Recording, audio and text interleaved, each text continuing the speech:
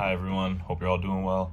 I wanted to talk to you guys today about one of the most important forms of communication, which is nonverbal communication. So that's body language, hand gestures, facial gestures, things like that. So let's jump right in. Did you guys know that every single one of us are bilingual?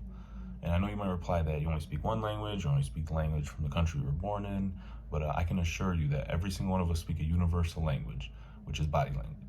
So as humans, we think people only listen to like the words we say, but I promise you, people are looking at your facial expressions, your body language, and during your conversation a lot more than anything else. I mean, one of the most important things is, they always say it's not what you say, it's how you say it, and there's a reason for that. So studies show we as human beings pay more than 90% attention to body language and tone of voice, more than the actual words that are being said.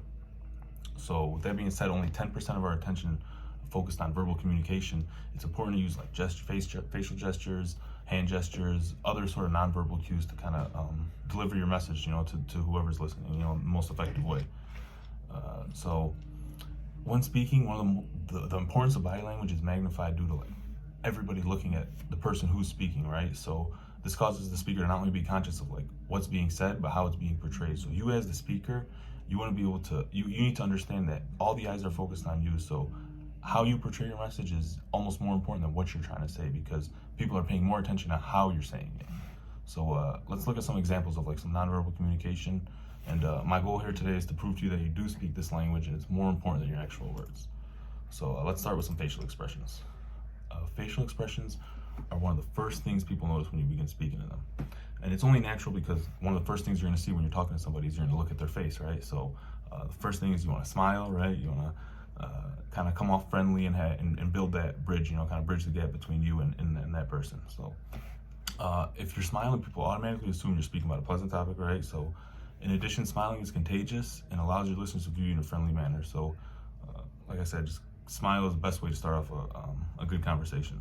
So let's look at one of the second forms of nonverbal communication, which is body language, body movements, things like that. So body language is responsible for creating a connection between you and the listener, as well as like building a good trust between you and the person you're talking to. So if I come up and, I want to talk to somebody and I'm slouched over and I'm, leaning one way or leaning the other, it kind of almost comes off already as if this person doesn't have anything of value to come tell me or talk to me about right now. So, talking to somebody slouched shoulders, arms, or a lot of people do one of these, they fold the arms a lot when they talk to somebody. It's just closed off and it gives that closed off feeling. Not a good way to open up with the person that you're talking to and try to actually get them to listen to what you're saying. So doing that, arms crossed on, that's going to build a good disconnect between you and them. So it's definitely not what you want to do when you're talking to somebody. Comes off careless, come off like you're not passionate about the topic. And then let's see, one of the third, and in my opinion, one of the most important ones is your tone of voice when talking to somebody. So having a good tone of voice is extremely important in getting a clear message to your listeners. So like I said, we all heard the saying, it's not what you say, it's how you say it.